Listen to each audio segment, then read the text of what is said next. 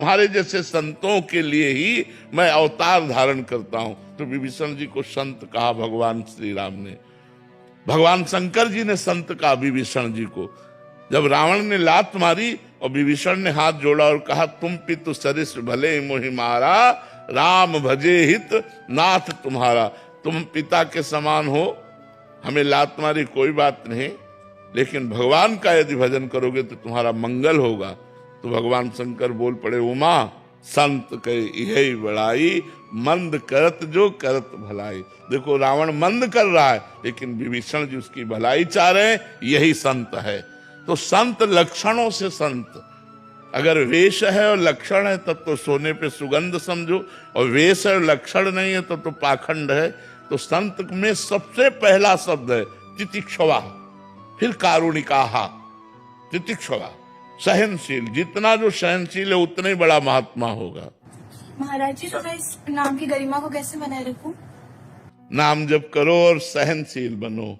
जो तुम्हें गुस्सा दिलाए गुस्सा मत होना, कभी किसी को कटु वचन मत बोलना, कभी किसी का अहित मत करना। सहनशील बनो तो इस नाम का स्वरूप आ जाएगा। जो तितिक्षा नाम है तो वास्तविक तितिक्षा तुम्हारा स्वरूप हो जाएगा। मेघा जी जयपुर से। राधे राधे। राधे राधे महाराज जी। महाराज जी, आपने कहा है कि साधना में सफलता के लिए अधिक समय एक आसन पर बैठना, सुखासन में बैठना आदि से विशेष लाभ प्राप्त होता है और चित्त भी जल्दी एकाग्र होता है। परंतु यदि किसी का शरीर रोगी हो, सामर्थ्य ना हो 1 घंटा बैठने की, तो ऐसे में कैसे? सोफा आदि का, कुर्सी आदि का आश्रय ले ले। अगर मान लो आसनों पे नहीं बैठ सकते, अब जैसे हमारी किडनी खराब है तो हम आसनों पे अब नहीं बैठ सकते। पहले तो काफी 6-6 घंटे एक आसन पर बैठे, अब आसन पर बैठने की सामर्थ्य नहीं।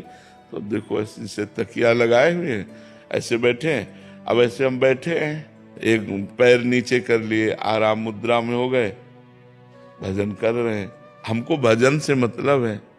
अगर हमारा आसन में बैठने का नहीं होता तो हम पैर फैला लिए, सोफा में आराम से बैठ गए, अपने बिस्तर में बैठ गए, जैसे बना वैसे, और हम भजन करें। मुख्य बात भजन है। आसन आदि से भजन में सहयोग होता है, क्योंकि जैसे हम एकाग्र होकर शांत बैठे तो हमारी इंद्रियां, मन सब धीरे धीरे शांत होंगी। ऐसे बैठने, मेरुदंड सीधी करने से सुषुम्ना नाड़ी खुली रहती है, जिससे हमारे ध्यान और भजन में बड़ा सहयोग बनता है। ऐसे बैठने से वो बंद हो जाती है। तो मेरुदंड, जब कभी योगी, किसी संत महात्मा योगी को देखिए तो आपको ऐसे मिलेगा, मेरुदंड एकदम 90 अंश का कोण, बिल्कुल सीधा ऐसे। ये इस स्थिति में सुषुम्ना नाड़ी खुली रहती है, और सुषुम्ना नाड़ी भगवद आनंद प्रदान करने वाली होती है।